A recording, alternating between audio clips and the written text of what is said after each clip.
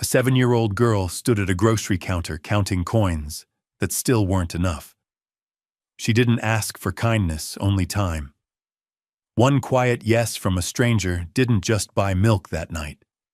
It opened a door, rewrote a family, and proved that sometimes help chooses to stay. Snow pressed down on Silverpine like the world was holding its breath. 7-year-old Marin Vale stood on her tiptoes at the grocery counter, both hands wrapped tightly around a small bottle of milk. The plastic felt colder than it should have. Or maybe it was her fingers. Or maybe it was the fear she was trying not to show. She reached into her pocket and poured out her coins slowly. Pennies. Nickels. 1 dime. She lined them up carefully, just like she had practiced on the walk here. Her lips moved as she counted, but no sound came out.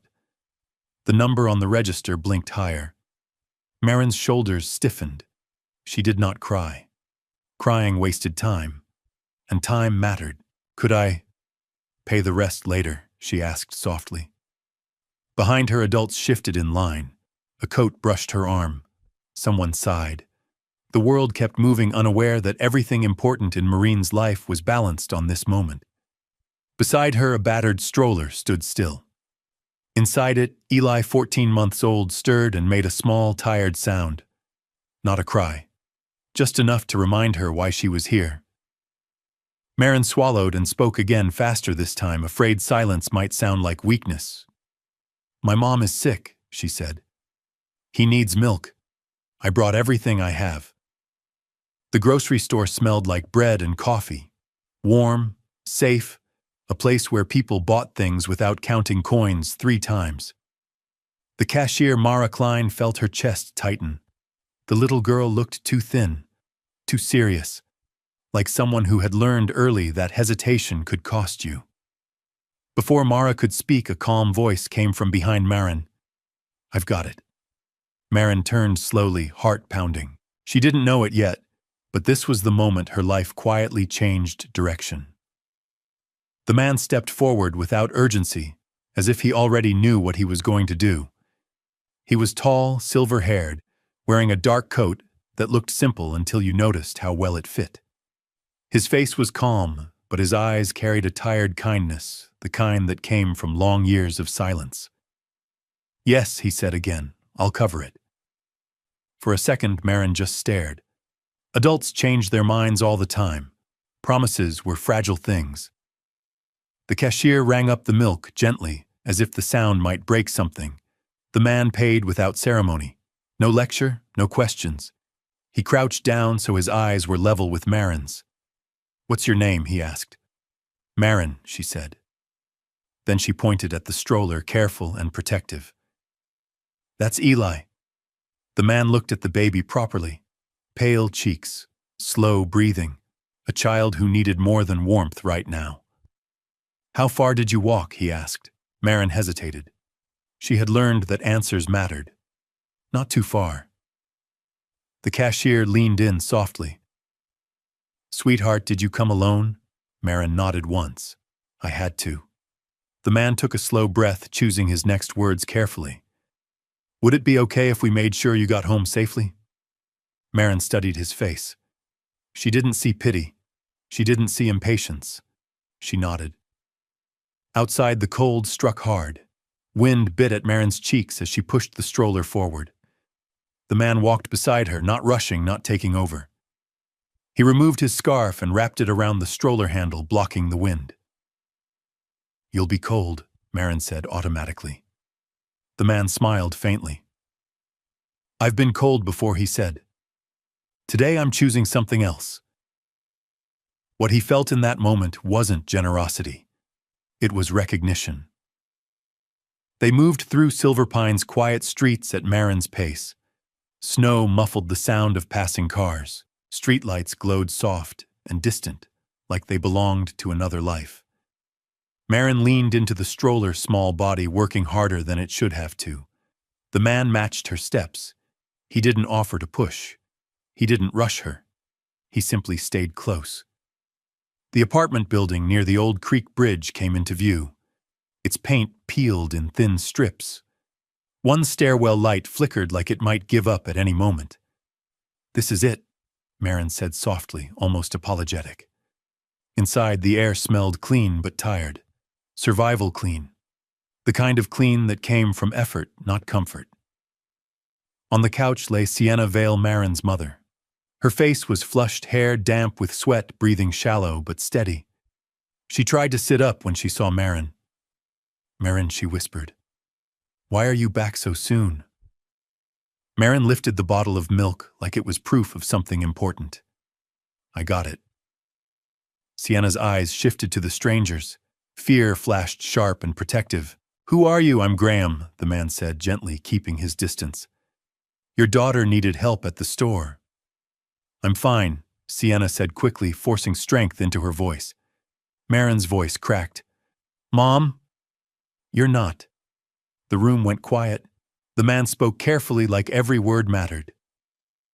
"May I call a doctor at home? With your permission." Sienna hesitated. Pride wrestled with exhaustion. Marin whispered, barely louder than the snow outside. "Please." Sienna closed her eyes, then nodded. And when the door shut behind them, Graham realized this wasn't poverty. This was survival. The knock at the door was soft, professional, nothing like an emergency. Dr. Nolan Pierce stepped inside with snow still clinging to his coat. He spoke calmly, introduced himself to Sienna first, not to the strangers in the room. That small detail mattered. He examined her carefully, listening to her lungs, checking her temperature, asking questions in a steady voice that didn't rush her answers. Marin watched from the floor, arms wrapped around her knees, eyes fixed on every movement. "This has been going on for a few days," the doctor asked. Sienna nodded weakly.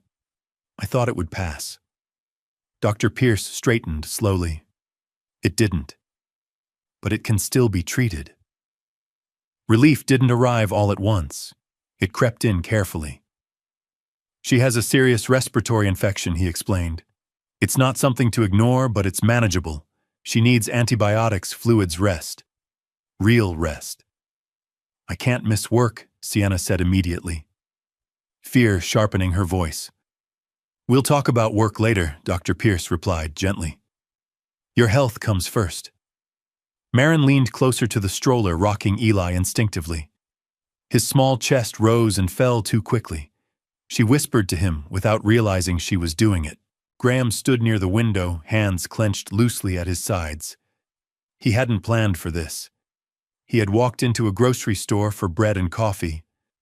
Now he was standing in a room where a child was holding a family, together with quiet determination. Dr. Pierce finished writing instructions and looked directly at Marin.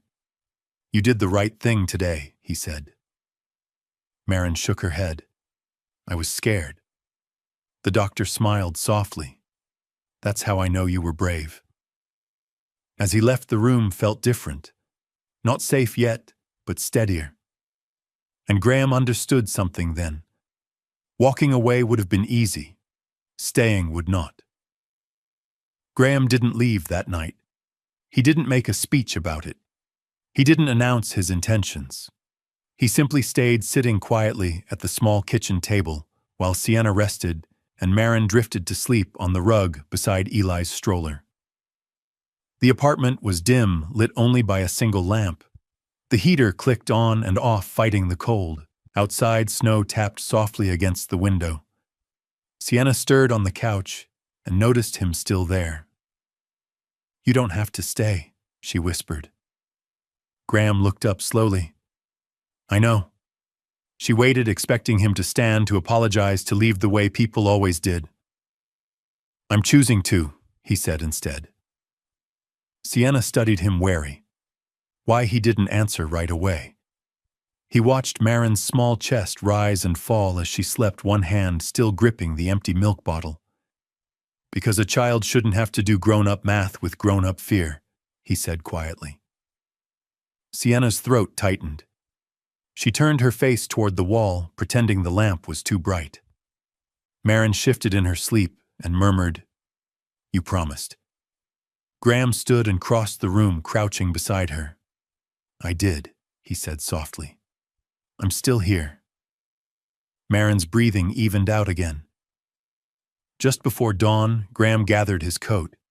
He didn't want to wake anyone. On the counter, he left a note written carefully without flourish. "You are not alone. Groceries arrive at 10. I'll check in later." When Marin woke and read it slowly, sounding out each word in her head, something unfamiliar spread through her chest. It wasn't excitement. It was relief. For the first time in many years, Graham Ashford had chosen to stay, and he knew it would change everything. The days that followed did not transform overnight. They improved slowly in small, almost invisible ways.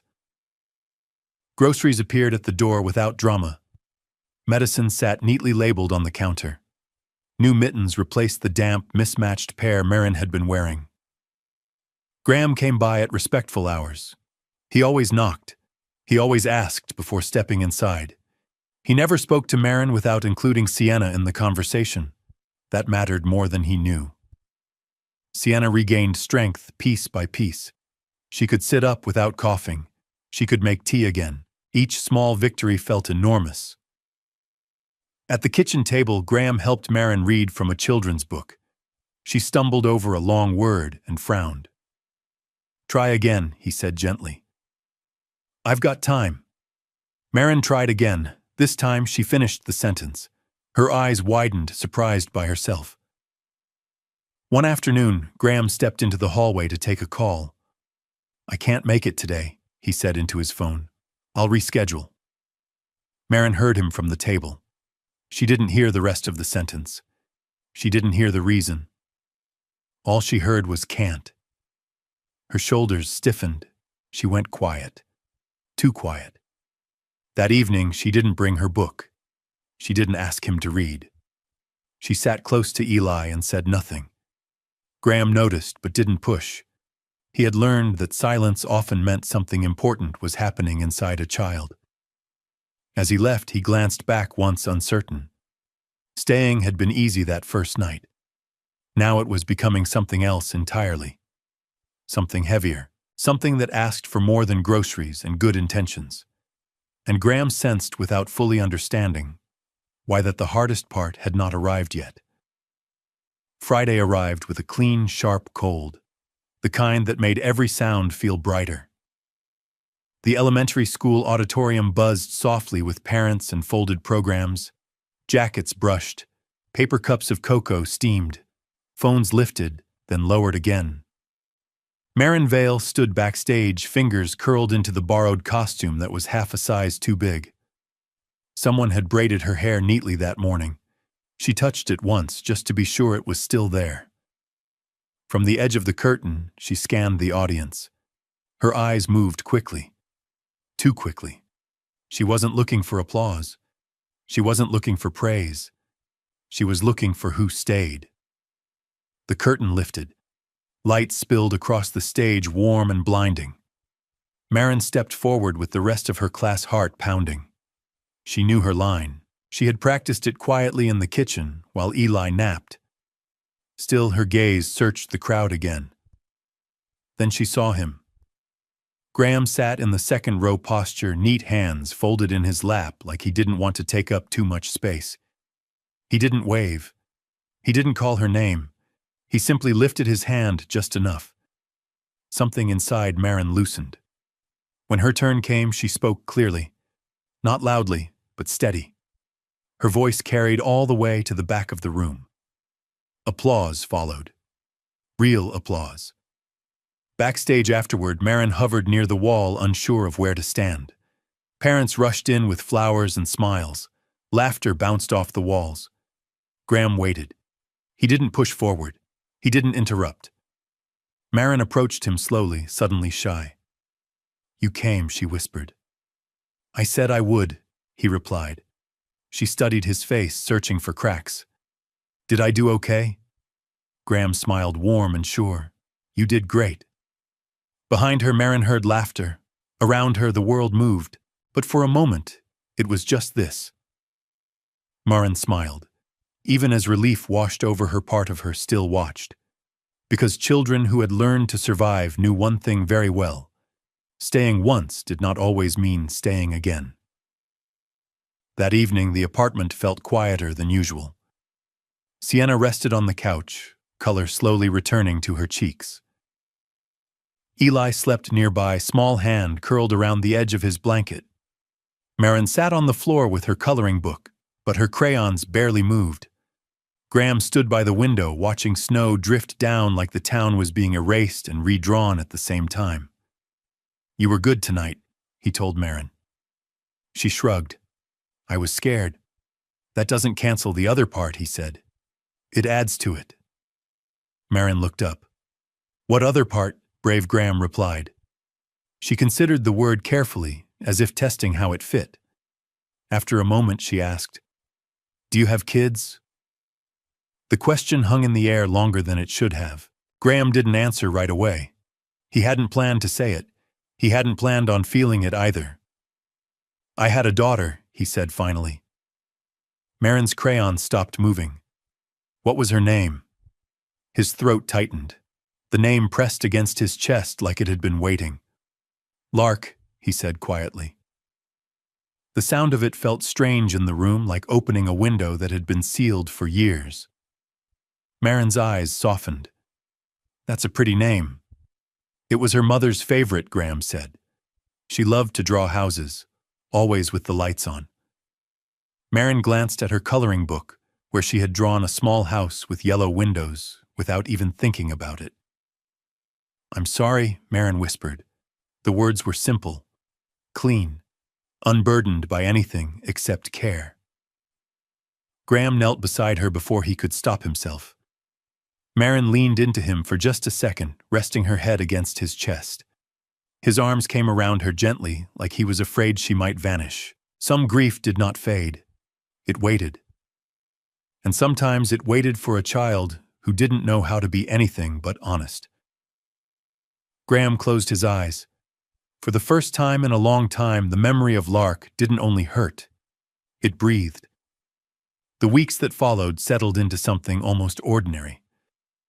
Sienna returned to work part-time, stronger each day. Eli learned to pull himself up, proud of every wobbly step. Marin began bringing home library books, stacking them carefully beside her bed. Graham became part of the rhythm without announcing himself. He knocked. He asked. He waited. On Saturdays, he took Marin to the library.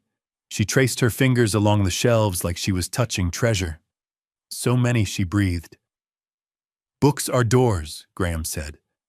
"To where?" she asked. "To places where you never have to ask for milk," he replied, then immediately wished he hadn't said it that way. Marin didn't seem bothered. She nodded thoughtfully. That afternoon, as they walked back to the car, Marin slipped her hand into his. Casual. Natural. Graham froze for half a second. Then he let it happen. At home, Sienna watched them through the window, a strange mix of gratitude and caution tightening her chest. Help could be a gift. Help could also become a shadow. That evening, Graham stood in the kitchen while Sienna folded laundry. "I've been thinking," he said carefully, "about something that might help, long-term." Sienna paused. Help, how he chose his words. Stability. Space. Options. She turned to face him fully now. "Go on." "My house is large," he said. "Too large for one person. And your apartment," he stopped himself. "I don't want to cross a line." Sienna studied him, searching for something she had learned to recognize too late in the past. "What are you really offering?" she asked. Graham met her gaze. Time. Safety. And a choice. Sienna didn't answer right away, because life finally felt steady, and experience had taught her that steadiness was often when things changed. As snow fell quietly outside, none of them noticed the subtle shift beginning to form. The past patient and persistent had started to move again. The road to Graham's house curved upward through tall pines dusted with snow. From the back seat, Marin pressed her face to the window, watching the town fall away. "It looks like a storybook," she whispered. Graham kept his eyes on the road. "It's just a house." But when the iron gate opened silently and the driveway stretched long and wide, Even he felt the old weight of it. The house waited at the top like it always had, warm, quiet, and too large for one man. Inside, the air smelled faintly of polished wood and stillness. Marin stepped carefully, her boots echoing on the floor. She instinctively lowered her voice as if the walls were listening. Graham noticed. Shame flickered through him. This silence had not been an accident. It had been built. He led them to the library. Floor-to-ceiling shelves. A fireplace lit low and steady. Marin stopped in her tracks. So many, she breathed. Graham's voice softened. Lark loved this room. Sienna watched him closely. She saw the way he stood slightly apart, like someone afraid to lean too far into a moment. Lunch was simple. Soup, bread, tea. No staff. No formality. Graham didn't know how to host without structure, so Sienna guided the conversation toward schoolwork and Eli's newest habit of banging spoons on every surface. For a while it felt almost normal. Then Graham's hands began to shake around his cup. Sienna noticed first. Graham, he set the cup down carefully. "I've been thinking," he said, "about something that might help all of us." Marin looked up. "My house is too big for one person," Graham continued, "and your apartment is small. I'm not offering charity. I'm offering space. Choice." Sienna's chest tightened. "There's an apartment in the East Wing," he said. "Private entrance, kitchen, bedrooms, your rules, your schedule. We'd be close but separate." The room felt suddenly very quiet. Marin's voice came small but clear. "Would we live with you?" Graham swallowed. "Only if you wanted to." Sienna's mind raced. Safety, stability, control, gratitude tangled with fear. She looked at Graham. "I need time." He nodded immediately. Of course, because generosity without patience was not kindness, and Sienna knew this moment would change everything one way or another. They didn't move right away.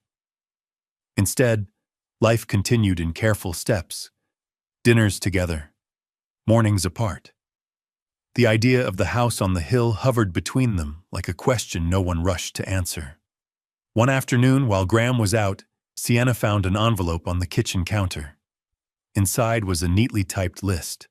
Doctors, school options, tutors, schedules, a future mapped out in bullet points.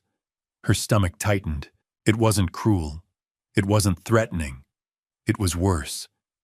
It felt like a life being built without her voice. Sienna sat down slowly, the paper trembling in her hands. She had survived too much to miss the warning signs of good intentions turning heavy. When Graham returned that evening, she didn't greet him at the door. She waited until the kids were settled, until Eli slept, until Marin sat quietly coloring. Then she walked into Graham's study and held up the list. "We need to talk," she said. Graham looked up and knew immediately something was wrong. "What's this, you tell me?" Sienna replied, keeping her voice steady. "Because this feels like control." His face drained of color. "That wasn't my intention," he said quickly. "I was just planning." "Planning without me," she said. Graham stood. He didn't argue. He didn't explain himself into a corner. He took the paper from her hands, tore it cleanly in half, then in half again. He dropped it into the trash. "You're right," he said. "I crossed a line." Sienna exhaled shakily. She hadn't realized how much she was bracing for a fight. "I'm their mother," she said. "I decide." "And you always will," Graham replied. "I won't take that from you. Ever." From the doorway, Marin watched silently. She didn't understand the words, but she understood the feeling, the tension loosening the air, becoming safe again. Later that night, Marin climbed onto a chair at the kitchen table. "I heard you say sorry," she said to Graham. He nodded. "Sometimes adults have to do that." Marin considered this. "Does sorry make people stay?" Graham met her eyes. "Sorry makes it possible." That night, Sienna lay awake longer than usual. Trust, she realized, was not built by big offers. It was built by what someone did when they were told no. The nightmare came quietly. Marin woke tangled in her blankets, heart-racing breath stuck in her chest. For a moment she didn't know where she was. Walls, dark, too quiet. She sat up, and the fear rushed in all at once. Sienna was there instantly. She crossed the room, gathered Maureen into her arms, and held her without questions. "I had a bad dream," Marin whispered. "I know," Sienna said softly. "You're safe." Across the hall, Graham sat upright in bed, heart pounding. He heard Marin's voice. Every instinct told him to rush in, to fix, to soothe. He stayed where he was, because some roles were not his to take. In the morning, Marin announced over breakfast, "I had a bad dream, but Mom fixed it." Graham smiled. "I'm glad." Marin studied him seriously. "You didn't have to." "No," he agreed. "I didn't." Later that day, they went to the library. Marin reached for his hand without thinking, just for a moment. Graham froze, then let it happen. That evening, Sienna found him in the library at home, standing in front of a framed photo of Lark. "She's safe here," Sienna said quietly. "They both are." Graham nodded, eyes wet. "So am I." He turned to Sienna, the weight of a decision pressing on his chest. "I don't want to rush you," he said, "but if someone ever questioned your kid's stability, I'd want to be able to stand beside you. Legally. Properly." Sienna understood immediately. This wasn't about control. It was about protection. She didn't answer yet, but as she watched Marin read aloud on the rug and Eli stack blocks beside her, Sienna felt something shift. The house was no longer just a place. It was becoming a shield. And beyond the quiet windows, unseen but patient, the past was already finding its way back toward them. Tuesday arrived quietly, almost deceptively normal. Marin packed her school bag. Eli banged a spoon against the high-chair tray, delighted by the sound. Sienna checked the clock and reached for her coat, already thinking about her shift. Graham was in the kitchen, rinsing a mug. Then the knock came. Not loud, not urgent, precise. Graham felt it before he understood it, a tightening in his chest, sharp and immediate. He turned toward the sound just as Marin reached the door. "Wait," Graham said, already moving. Marin opened it anyway. A man stood outside, shoulders hunched against the cold. Mid-30s, scruffy beard, eyes that moved too quickly, scanning the warmth behind her. "Hi," Marin said automatically, the word learned from habit, not comfort. "I'm looking for Sienna Vale," the man said. Marin's face tightened. "Mama's not home." "I'll wait." Graham stepped forward, placing himself between Marin and the door without touching her. "Who are you?" he asked calmly. The man's mouth curved into a smile that didn't reach his eyes. "Name's Cal Rusk." His gaze flicked past Graham, taking in the house. "I'm their biological father." The words landed like a dropped plate. "No," Marin whispered. Cal laughed softly. "Funny. I remember being there." Graham's voice lowered, steady and controlled. "You should leave." Cal held up his hands. "Relax. I'm not here to cause trouble." His eyes narrowed. "I heard Sienna's doing better. Heard the kids are living pretty comfortable now." Marin's fingers curled into Graham's sleeve. "I want a meeting," Cal said. "Formal, legal. I want to talk about my kids." Graham didn't move. "You abandoned them." Cal's smile faded. "I had problems." "They were children," Graham replied. For a moment the air felt thin. Then Cal stepped back. "I'll have my lawyer reach out." He looked at Marin once more. "We'll talk again." The door closed softly. Marin's breathing came fast and shallow. Graham knelt immediately. "You're safe," he said.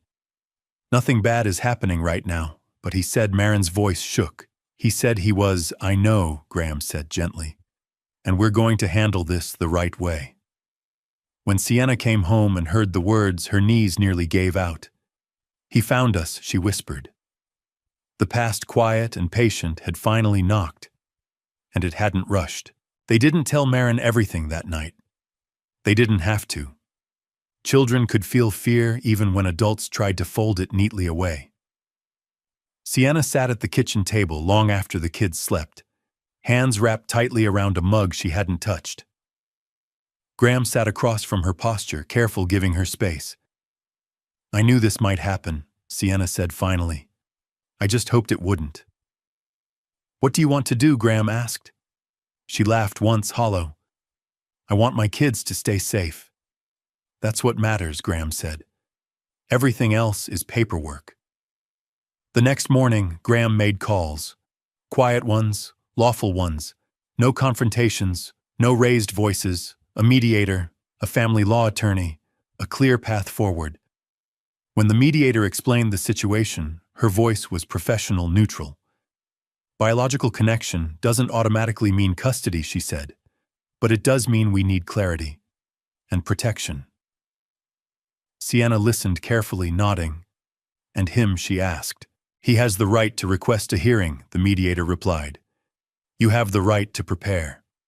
That afternoon, Sienna sat with Marin on the couch, brushing her hair slowly. "Is that man coming back?" Marin asked. Sienna didn't lie. "He might ask questions." "Will we leave?" Marin's voice was small. Sienna pulled her close. "No one is taking you anywhere." Across the room, Graham felt the weight of what he could and could not promise.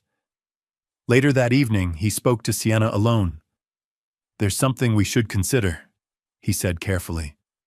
"Not adoption, not replacement." She looked at him, wary but listening. "Legal guardianship," he continued. "Emergency standing, so if anyone challenges your children's stability, I can stand beside you. Officially." Sienna closed her eyes. "This isn't about owning anything," Graham said quickly. "It's about protecting what already exists." She didn't answer, not because she didn't trust him, but because trust had consequences. Outside, snow fell steadily. Blood had entered the story, but law would decide how far it could reach. The mediator called 3 days later. Her voice was calm, practiced. "We've reviewed the request," she said. "There will be an emergency guardianship hearing." Sienna's heart raced. When 10 days. 10 days to decide what protection looked like. 10 days to prepare documents, testimony, proof of stability. 10 days for fear to whisper every possible ending. Graham moved efficiently. School records, medical notes, letters from teachers, a record of routines, consistency care. He never spoke over Sienna, never submitted anything without her approval. Marin noticed the change, the quiet urgency, the way adults spoke in low voices, the way Graham checked his watch more often. One night, she climbed onto his lap without asking. "Are you leaving?" she asked suddenly. Graham swallowed. "No." "Are we in trouble?" "No," he said again. "We're being careful." Marin nodded, absorbing the word. Careful sounded like something you could hold. Sienna sat across the room, watching them, tears pressing behind her eyes. She had spent her life standing alone between her children and the world. Now someone else was offering to stand with her. The night before the paperwork was due, Sienna sat at the kitchen table, pen in hand. Graham stood a few steps away, giving her space. "This doesn't make you their parent," she said quietly. "I know," Graham replied. "It makes me responsible." She signed. The sound of the pen scratching paper was soft, but it echoed. The clock was ticking now, and for the first time since the knock at the door, Sienna felt something steadier than fear. She felt protected.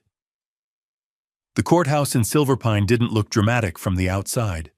No towering columns, no heavy doors that thundered shut. Just a modest building with clean windows and a flag that moved quietly in the wind. That was almost worse, because ordinary places were where life changed. Graham parked a few blocks away so they could walk in together. Sienna held Marin's hand on one side, Eli bundled against her chest on the other. Marin's boots squeaked on the polished hallway floor, and she hated the sound because it made her feel too noticeable. Graham kept his pace slow. "You're doing great," he said softly, not to Marin, but to Sienna, because he knew who was carrying the heavier weight. Sienna nodded once. Her eyes looked steady, but her shoulders were tight. They met the mediator, a woman named Janine Rhodes, who spoke in a calm tone that made people feel less like they were about to fall apart. "This hearing is about stability," Janine reminded them. "It's not a punishment. It's a process."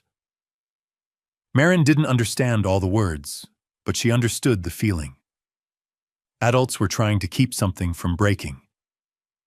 In the waiting area, Marin sat on a bench and swung her feet slowly. Eli slept warm and safe, unaware. Marin watched him like she was guarding the air around him. Sienna leaned down. "Hey," she whispered. "Look at me." Marin's eyes lifted. "Whatever happens in that room," Sienna said, "you and Eli are mine, and you are safe."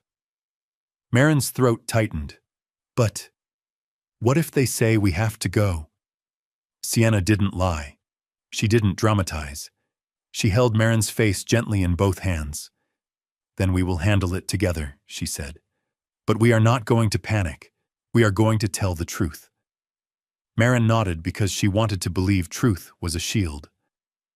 Graham watched them chest tight. He had faced boardrooms, contracts, negotiations with numbers that made people sweat. None of those rooms had ever made his hands shake like this, because in those rooms he could buy certainty. Here he couldn't. The bailiff opened the courtroom door and called their names.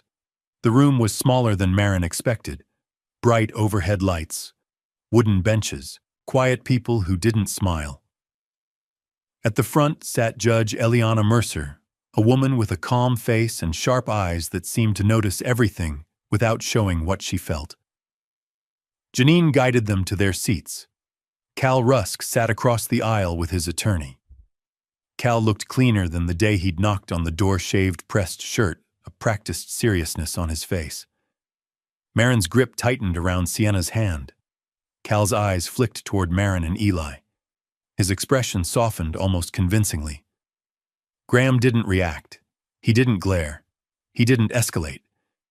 He remembered the rule he'd promised himself: responsible adults do not create fear. "They reduce it," Judge Mercer began. Her voice was even. "This hearing is to determine interim guardianship protections and the child's best interest. We are not here to punish anyone. We are here to protect children." Marin didn't understand all of it, but the word protect landed in her chest like a warm stone. Sienna spoke first. She described routines, school, meals, bedtime, recovery, stability built from quiet steps. She did not insult Cal. She did not accuse him in a way that sounded like a fight. She told the truth: he had not been present. He had not supported. The children had lived in uncertainty. Cal's attorney spoke next. He used careful words. He said Cal wanted involvement. He said Cal had changed. He said Cal was ready to rebuild. Judge Mercer listened without interruption. Then Janine asked Graham to speak. Graham stood slowly. He kept his hands visible, calm, controlled. "I am not here to replace Sienna," he said. "She is their mother. She has always been their mother. I'm here because in a moment of need, a child asked for help. I said yes. And then I realized saying yes once wasn't enough." He looked at the judge. "I'm requesting emergency guardianship standing," he continued, "not to take children, but to ensure no one can disrupt their stability without a careful legal process. If there are concerns, we address them through law and safety, not chaos." The judge's gaze held him. "And what is your relationship to these children?" she asked. Graham's throat tightened. "I am someone who stayed." Sienna's eyes shone, but she didn't cry. Across the aisle, Cal shifted. Judge Mercer leaned forward slightly. "Mr. Rusk," she said, "what are you prepared to do right now today to support these children?" Cal swallowed. "I want them to know me." The judge nodded. "That may be possible, but not at the expense of their stability. Marin held her breath, as if the room could hear it. Judge Mercer looked down at her notes. Then she said, "We will take a brief recess while I review documents." The gavel tapped lightly. Sienna exhaled shakily. Graham didn't move. Marin stared at the judge's chair like it held her entire future, and the waiting began again. In the hallway, the air felt thinner than outside in the snow. Sienna sat on a bench with Eli sleeping against her shoulder. Marin leaned into her side, quiet as a shadow. Graham stood a few steps away, giving them space, but never leaving the circle. Janine spoke softly with both attorneys at a distance, her voice a steady thread in a moment that wanted to unravel. Marin watched the adults talk, then looked up at Graham. "Are you okay?" she asked. Graham blinked, surprised by the gentleness in her voice. "I'm okay," he said carefully. "Are you?" Marin nodded once, then whispered, "I don't like buildings like this." Graham crouched to her height. "Me neither." She studied him. "Why are you here then?" His throat tightened. He chose the simplest truth. "Because you're worth showing up for," he said. Marin's eyes softened, but fear still lingered behind them, like a storm behind glass. Sienna reached for Marin's hand and squeezed. "We're together," she murmured. Across the hallway, Cal's voice rose slightly as he spoke to his attorney, not shouting, not threatening, but loud enough to carry. "I'm her father," Cal said. "That has to matter." Graham felt something cold move through him. Not anger, something older. The fear of loss. Sienna's jaw tightened. "It matters," she said quietly to herself. "But it's not the only thing that matters." Janine returned, posture calm. "Judge Mercer will resume shortly." They followed her back into the courtroom. The same wooden benches, the same bright lights, the same quiet that felt like it could swallow a person whole. Marin climbed onto the seat beside Sienna and sat very still, as if stillness could keep her safe. Judge Mercer returned, papers in her hands. The room rose, then sat again. The judge's eyes scanned the courtroom once more, then she spoke. "I have reviewed the documents submitted," she said. "School records, medical notes, evidence of stable housing and consistent care." Marin's stomach knotted. Judge Mercer turned slightly toward Cal. "Mr. Rusk," she said, "you have expressed a desire for involvement. That can be explored. But the court's priority is immediate stability." Cal's attorney started to speak, but the judge lifted a hand gently. "Not a debate," she said. "A determination." Graham's hands clenched behind his back. Sienna's fingers trembled in Marin's. Judge Mercer continued, "The court grants interim guardianship standing to Mr. Ashford for emergency matters only in coordination with Mrs. Vale, effective immediately." Marin didn't understand the words, but she understood the shift in her mother's breathing. A release, a tiny fraction of air returning. The judge added, "This does not remove parental rights from Ms. Vale. It does not establish adoption. It establishes protection." Cal's face tightened. Judge Mercer's voice stayed even. "Mr. Rusk will be offered a structured path, supervised visitation, arranged through mediation contingent on consistent participation and compliance with court guidelines. No yelling, no humiliation, just law." Marin stared at the judge, then turned to Sienna with wide eyes. "Does this mean we stay?" she whispered. Sienna swallowed hard and nodded. "Yes, baby," she whispered back. "We stay." Graham exhaled slowly, as if he had been holding his breath since the grocery store. Judge Mercer looked directly at Cal. "This is not about winning," she said. "It's about children not having to fear being uprooted." Marin's lip trembled. The judge's gaze softened briefly when it landed on Marin. "Marin," Judge Mercer said gently, surprising everyone with the directness, "you are not responsible for any of this. The adults are." Marin blinked, stunned. Sienna's eyes filled with tears she refused to let fall. When the hearing ended, the gavel sounded again, small, final reel. In the hallway, Sienna leaned against the wall as if her body had just remembered how tired it was. Janine spoke quietly, outlining next steps.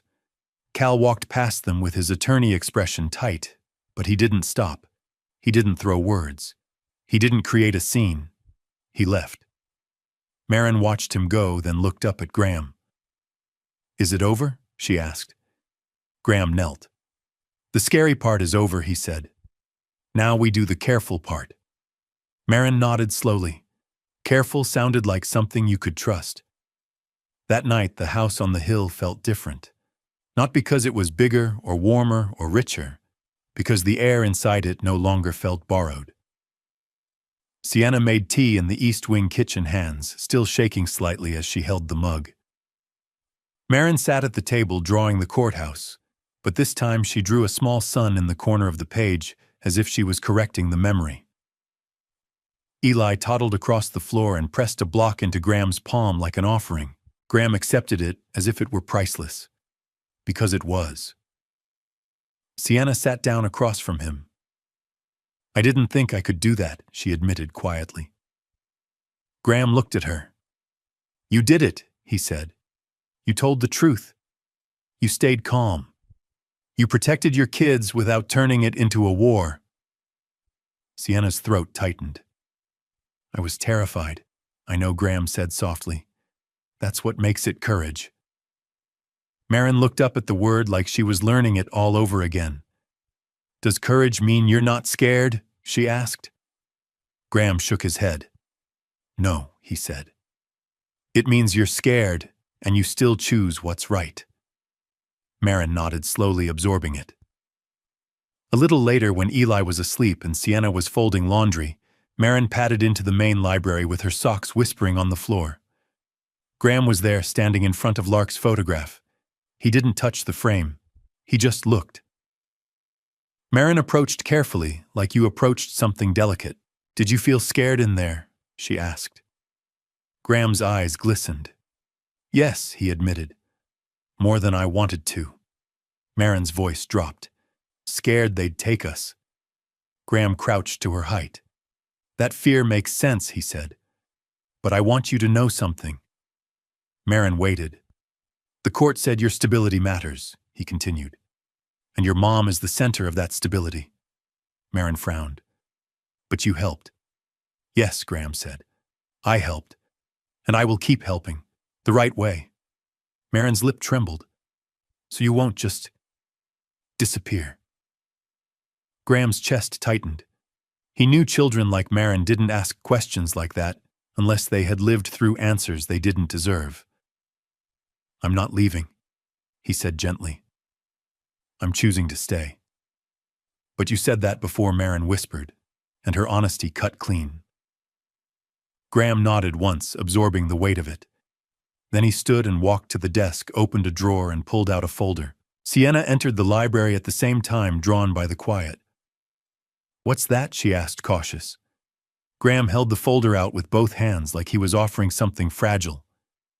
"It's the updated guardianship paperwork," he said. "Not new promises, just clearer ones." Sienna's eyes flicked over the pages. Emergency custody rights, medical authorization in a crisis, education protections, trust provisions, transparent, documented, accountable. "It's a lot," Sienna whispered. Graham's voice softened. "Because the world respects paperwork more than it respects promises," he said. "And I'm tired of good people being punished by chaos." Sienna stared at him. "You're doing this because you're afraid," she said, not accusing, naming. Graham swallowed. "Yes," he admitted. "I lost someone once, and thought the way to survive was to never love again." Marin watched them, eyes wide, sensing the shape of something important, even if she didn't understand every word. Sienna set the papers down slowly. "This doesn't make you their father," she said. "I know," Graham replied. "It makes me responsible." Marin stepped forward, small hands clenched. "Does this mean no one can tell me I don't have a family?" she asked, voice shaking. Graham's eyes filled. He knelt. It means he said carefully that nobody gets to move your life like a piece on a board without the law seeing you first. Marin breathed in, then out. She slipped her hand into his, and Sienna, who had spent years surviving alone, felt something shift, quiet, steady, undeniable. Not rescue, not charity. A structure strong enough to hold hope.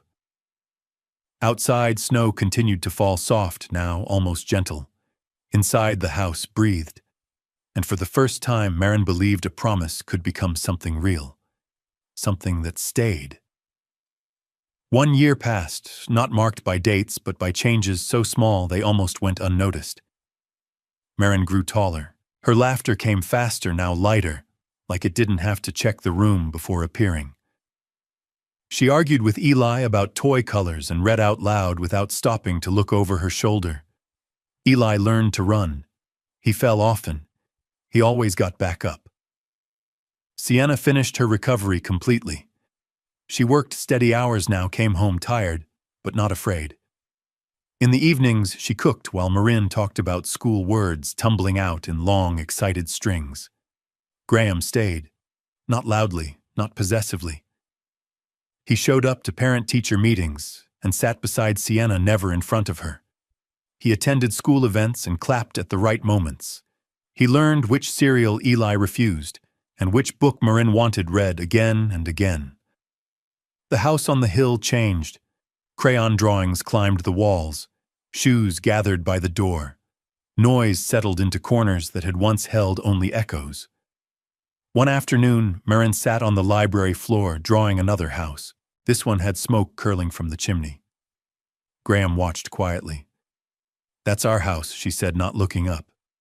He felt his throat tighten. Family, he realized, wasn't declared. It was practiced.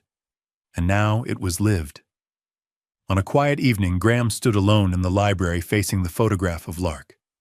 For years he had avoided this moment, standing still long enough to feel everything. Now the house breathed around him. Somewhere down the hall, Marin laughed. Eli babbled in response.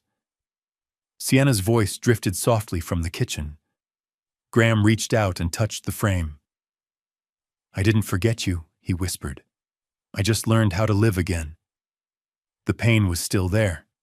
Grief didn't vanish, but it no longer stood alone. Later, Marin padded into the room, book in hand. "You're quiet," she said. Graham smiled. "Just thinking."